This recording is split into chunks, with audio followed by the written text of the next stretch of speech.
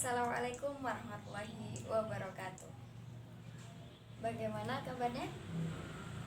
Baik ya, alhamdulillah. Semoga dalam kondisi seperti ini kita tetap dilindungi Allah. Dan jangan lupa kita tetap harus mematuhi protokol kesehatan ya. Oke. Jadi pembelajaran kali ini adalah SKI kelas 7 tentang pola dakwah Nabi Muhammad di Makkah. Nanti kalian bisa buka file yang ibu share, itu halaman 36. Yang belum download dulu ya. Nanti pembelajarannya kita bisa bermain role playing. Apa itu? Yaitu bermain peran. Nanti dari teks yang ada yang ibu share itu nanti ibu pilih salah satu kalimat atau salah satu paragraf yang dapat kalian perankan. Begitu ya, setuju ya? Oke. Sebelum kita mulai pembelajaran hari ini, kita doa terlebih dahulu. Semoga nanti kita dapat manfaat, barokah, dan juga dilancarkan. Berdoa mulai. Bismillahirrahmanirrahim. Raditu billahi rabba wa bil islami dina wa bi Muhammadin nabiyyan wa rasula. Rabbi zidna ilma warzuqna fahma. Amin ya rabbal alamin. Amin ya rabbal alamin. Oke, jadi udah dibuka ya? Udah dibuka pola dakwah Nabi Muhammad di Mekah. Nah, di awal itu ada dua gambar. Yang pertama berlafadzkan amul-huzni. Dan yang kedua yang menyembah berhala. Ada dua gambar ini. Yang pertama amul-huzni itu adalah artinya tahun kesedihan atau tahun duka cita. Kemudian yang berhala itu kan gambarnya orang yang sedang menyembah patungnya, berarti menyembah berhala. Nah, dari dua gambar ini siapa nih yang bisa sedikit memberi gambaran bagaimana kaitannya dengan yang akan kita bahas, yaitu pola dakwah Nabi Muhammad di Mekah? Gimana? Ada yang bisa? Oh ya, kita belum presensi ya. Presensi live langsung aja, langsung ketikan hadir gitu ya. Ibu cek ini. Ibu cek siapa yang masuk. Langsung aja. Nah, gitu. Mbak Haniatul Mafudah masuk ya. Hadir. Mbak Miftahul Jana masuk nih. Mbak Linda. Sri Wahyuni masuk. Oke. Siapa? Mas Afid, Aisyah, gercep ini, Sofia, Nindia, terus Akmal, Firmansyah, Mbak Husna, Hikmatul Husna nih masuk, Rita Nur Aliyah, Dwi Fitriani, Mbak Aiden Rusoyanti. Oke. Masuk semua ya, alhamdulillah. Jadi nanti bisa bermain peran nih. Nanti siapa aja ada yang mau langsung acungkan tangan atau langsung bersuara begitu ya. Oke. Ini siapa nih yang bisa nih? Kaitannya dua gambar itu dengan yang akan kita bahas, yaitu pola dakwah Nabi Muhammad di Makkah. Oke, silakan Mbak Ida. Baik. Jadi memang benar yang dikatakan Mbak Ida tadi, amul-huzni yaitu tahun kesedihan. Itu jadi pada dakwah ini, dakwah Nabi Muhammad di Mekah, terjadi kesedihan-kesedihan sehingga dinamai dengan tahun kesedihan atau tahun duka cita.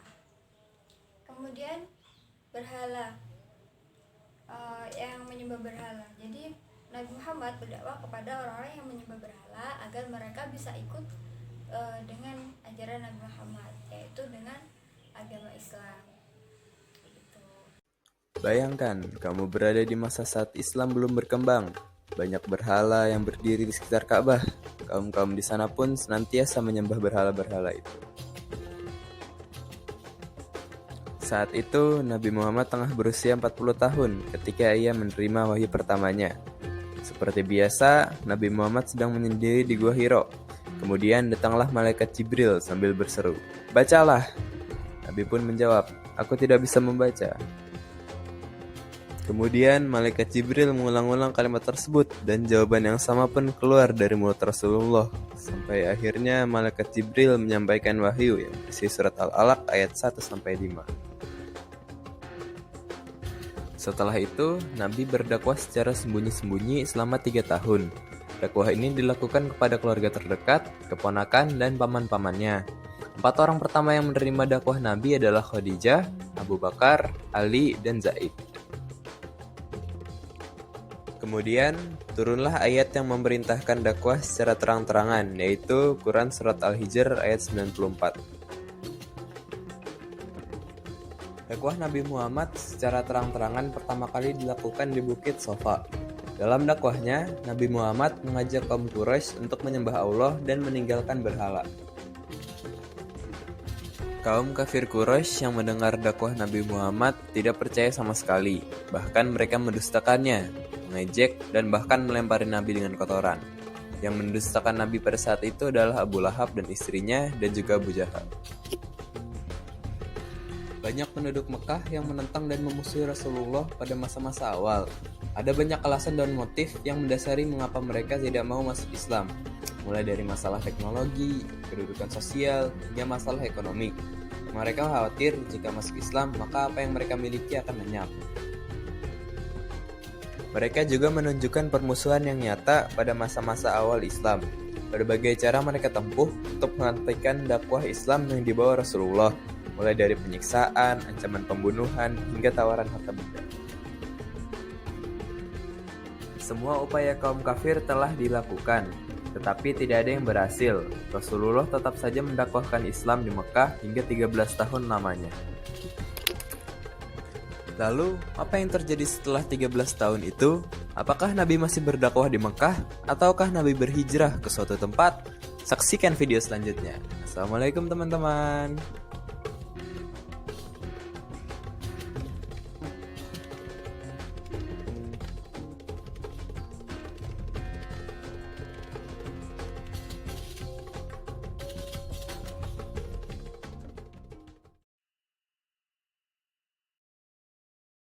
Oke, kita masuk ke pembahasan ya. Yang pertama di situ ada dakwah Syria. Dakwah Syria. Syria atau sembunyi-sembunyi. Sembunyi-sembunyi. Nah, di dakwah Syria ini terjadi selama 3 tahun. 3 tahun lamanya. Lalu di tahun ini kenapa dakwah Nabi secara sembunyi-sembunyi? Alasannya karena pada masa itu pengikut Nabi masih sedikit dan juga belum kuat, sehingga tidak bisa secara terang-terangan berdakwah. Soalnya juga di situ ada 2 faktor, dari faktor internal dan juga faktor eksternal. Faktor internalnya apa? Yaitu ajaran Nabi Muhammad berbeda dengan keadaan. Misal waktu Isra Mi'raj itu tidak memungkinkan sekali hal itu terjadi. Akan tapi hal itu tetap terjadi. Kan pada masa Nabi Muhammad kan itu kendaraannya pakai unta ya, itu sedangkan Isra Mi'raj dilalui dengan begitu cepat. Kemudian yang faktor eksternalnya ini dari kaum kafir Quraisy, yang mana kaum kafir Quraisy ini menyiksa pengikut Nabi, begitu, menyiksa dan ada yang menyakiti atau sebagainya begitu, sehingga ditakutkan, dikhawatirkan kaum Nabi Muhammad ketika dakwahnya diketahui oleh kaum kafir Quraisy, mereka akan celaka begitu. Jadi mereka berdakwah secara sembunyi-sembunyi. Berdakwahnya secara personal kepada keluarganya, kepada sahabatnya begitu. Sehingga di situ ada as-sabiqun al-awwalun, orang-orang yang masuk Islam pertama. Siapa saja as-sabiqun al-awwalun itu? Ada 4 orang awalun, yaitu ada Khadijah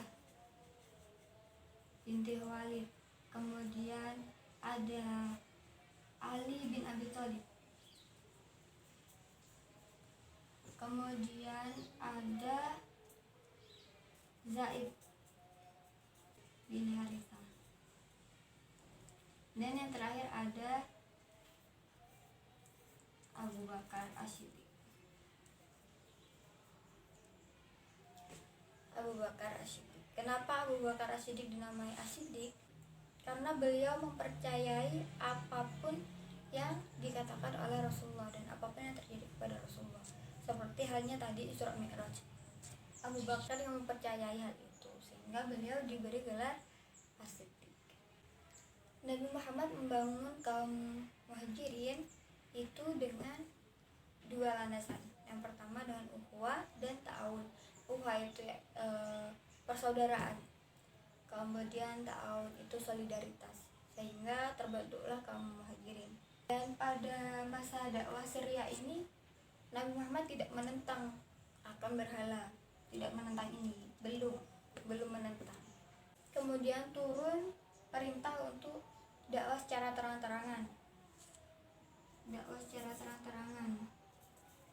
atau dakwah jahr, terang-terangan. Di dakwah terang-terangan ini Abu Thalib, pamannya Nabi Muhammad, itu mendukung penuh akan dakwah Nabi. Akan tetapi beliau tidak masuk Islam. Beliau mendukung penuh dan juga berjanji akan melindungi Nabi Muhammad dalam berdakwah. Perintah Nabi dakwah secara terang-terangan itu terdapat pada Quran surat Al-Hijr. Quran surat Al-Hijr ayat 94. Ayat siapa yang membaca? Bacakan ayatnya dan juga artinya. Oke, silakan Mbak, siapa itu? Mbak Miftahul Jannah ya. Silakan Mbak.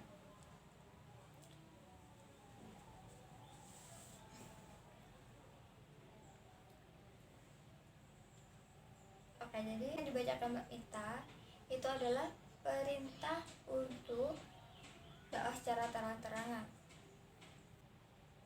Nah, di bawahnya itu ada paragraf ya, itu bisa dibuat role playing. Coba dibaca dulu, dipahami. Yang paragraf bawahnya pas. Itu paragraf pertama bawahnya lafaz-lafaz itu ya.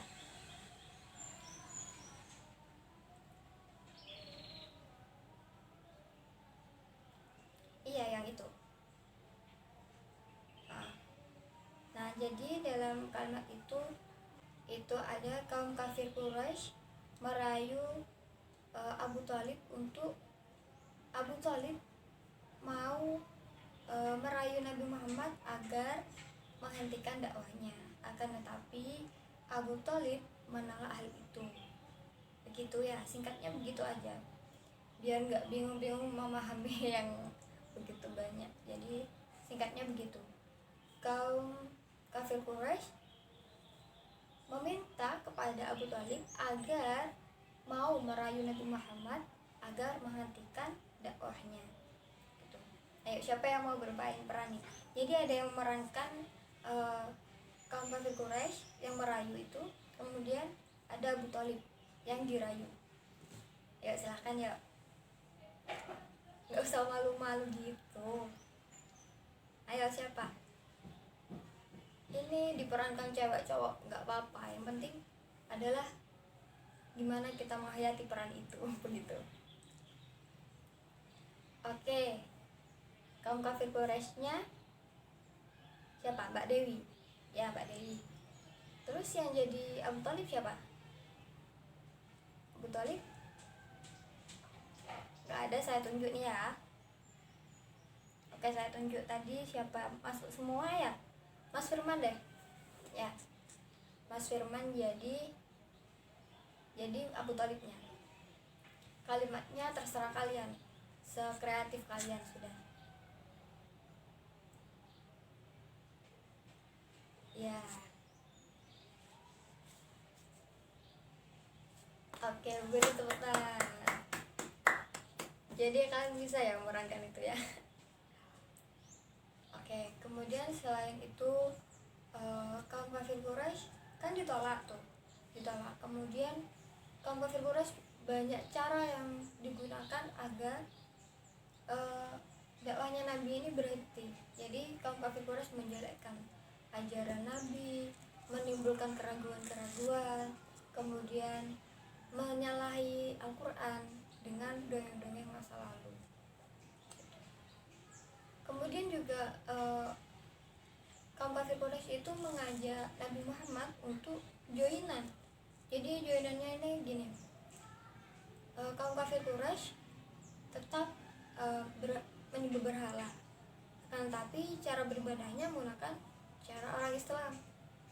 Sedangkan orang Islam, kaum Nabi Muhammad ini tetap di agama Islam, tapi cara beribadahnya menggunakan cara dari kaum kafir Quraisy. Tentu ini ditolak sama oleh Nabi Muhammad. Dengan ini turunlah Quran surat Al-Kafirun. Ayo kita baca bersama yuk. A'udzu billahi minasyaitonir rajim. Bismillahirrahmanirrahim. Qul ya ayyuhal kafirun la a'budu ma ta'budun wa la antum 'abiduna ma a'budu wa la ana 'abidum ma abadtum wa la antum 'abiduna ma a'budu lakum dinukum waliyadin. Karena adanya penolakan itu, maka kaum kafir Quraisy memboikot 3 hal. Yang pertama, barang siapa yang mengasihi kaum Nabi Muhammad atau memberi tempat tinggal atau memberi makan, maka diputuslah hubungannya dengan kaum kafir Quraisy dan juga dianggap sebagai pengikut dari Nabi Muhammad. Kemudian yang kedua, tidak boleh menikahi atau menikahkan dari golongan Nabi Muhammad. Yang ketiga, tidak boleh bertransaksi jual beli dengan golongan Nabi Muhammad. Itulah boikot dari kaum kafir Quraisy. Kemudian hal itu terjadi selama berapa tahun? Selama 3 tahun.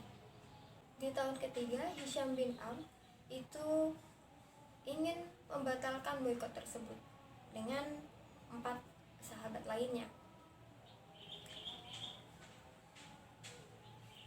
Mereka ingin merobek boikot itu yang ada di sudut Ka'bah. Kemudian Abu Jahal menghalanginya. Abu Thalib hanya menyaksikan. Kemudian salah satu di antara 5 tadi, yaitu ada Mut'ab bin Adi. Ini yang ingin merobek boikot tersebut. Posisinya sudah di hadapan itu. Akan tetapi ternyata boikot tersebut sudah dimakan oleh tanah. Dan kemudian yang tertinggal hanyalah lafaz Bismikallahumma, yang mana lafaz itu adalah lafaz yang ditulis di setiap tulisan orang Arab. Jadi sebelum menulis apapun, orang Arab menuliskan itu dulu, Bismikallahumma, sehingga tersisalah itu. Dan dengan itu berakhirlah boikot terhadap Nabi Muhammad dan juga kaumnya. Tetapi kaum kafir Quraisy tetap ingin melukai, menyakiti, menyiksa para pengikut Nabi, siapapun yang mengikuti Nabi. Sehingga Nabi Muhammad memerintahkan untuk hijrah ke Habasyah. Hijrahlah ke Habasyah. 3. Hijrah ke Habasyah.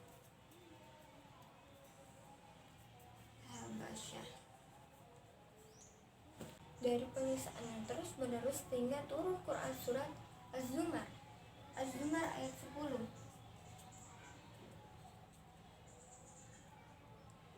Ayat 10. Ini adalah ayat yang memerintahkan untuk hijrah. Di hijrah ke Habasyah ini terdiri dari dua golongan. Golongan pertama adalah terdiri dari 12 orang laki-laki dan juga 4 perempuan. Kemudian di golongan yang kedua ditambah dengan Utsman bin Affan.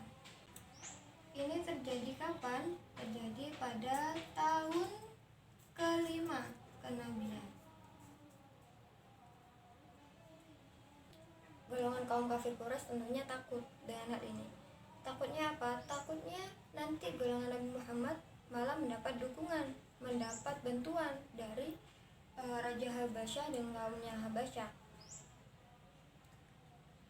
Lalu mereka, si kaum kafir Quraisy ini mengirimkan 2 orang untuk merayu Raja Habasyah agar tidak memberikan bantuan apapun kepada Nabi Muhammad dan kaumnya dengan memberikan hadiah. Akan tapi ditolak oleh raja. Karena raja berjanji akan melindungi siapapun yang tinggal di tempatnya dan menjamin keamanan terhadap siapapun yang tinggal di tempatnya. Begitu. Ini bisa dibuat role playing lagi nih. Siapa yang mau sekarang? Ayo, siapa yang mau? Jadi ada yang memerankan 2 orang utusan kaum kafir Quraisy yang merayu Raja Habasyah, kemudian ada yang memerankan Raja Habasyah yang menolak rayuan itu. Namun yang 2 orang utusan ini diperankan 1 orang saja. Jadi ada 2 peran ya, ada 2 peran lagi nih. Siapa yang mau? Ayo, siapa?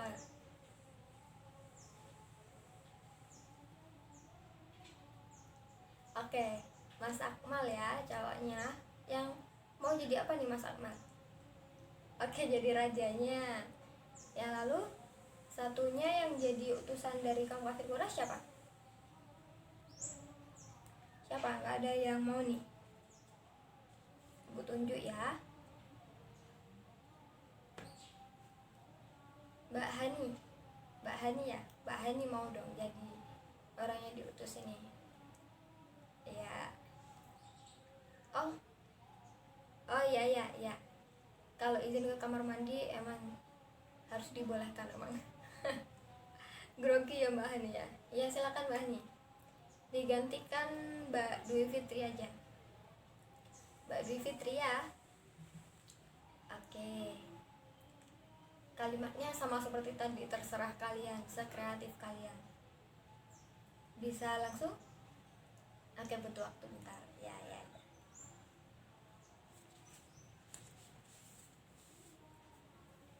Udah. Oke, silahkan.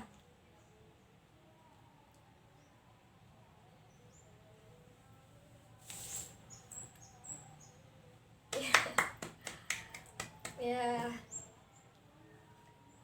dengan itu kalian menjiwai ya.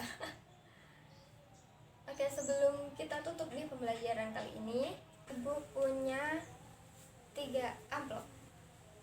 3, 2, 1. Ibu punya 3 ini ya.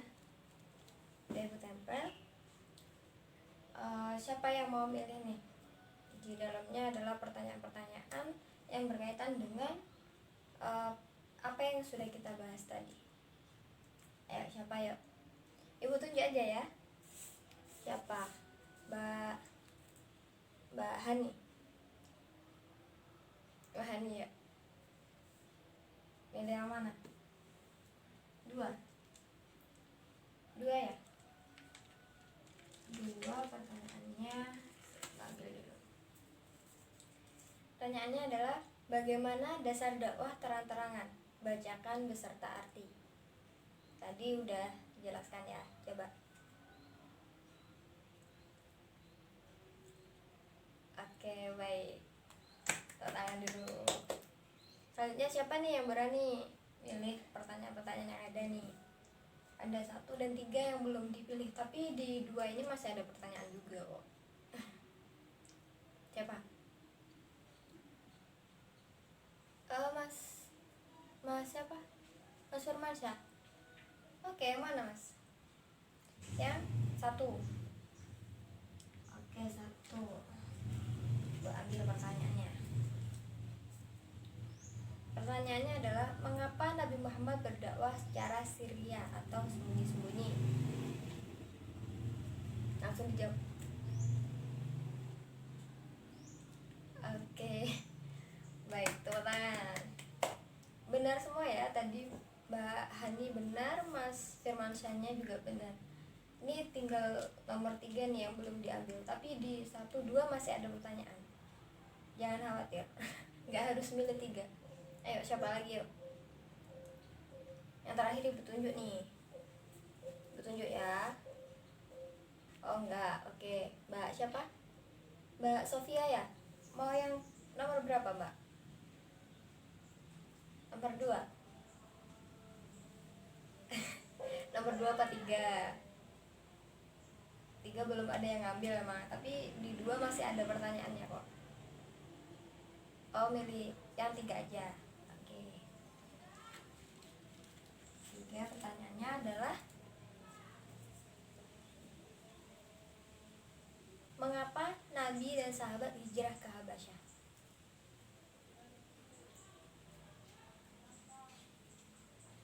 Oke, benar. Jadi semua bisa menjawab dari pertanyaan-pertanyaan yang ada di amplop ini, berarti bisa disimpulkan kalian paham ya. Amin, semoga kalian paham. Sebenarnya masih ada pertanyaan-pertanyaan di sini, tapi waktunya sudah habis. Terima kasih yang sudah bermain peran, terima kasih juga yang sudah aktif dalam kelas, dan juga terima kasih kalian yang sudah hadir. Mudah-mudahan ilmu yang kita dapat hari ini bermanfaat. Sebelum kita akhiri, kita baca doa khatamul majelis bersama. Bismillahirrahmanirrahim. Subhanakallahumma bihamdika asyhadu an la ilaha illa anta astaghfiruka wa atubu ilaik. Walhamdulillahirabbil alamin. Kurang lebihnya ibu mohon maaf. Wassalamualaikum warahmatullahi wabarakatuh.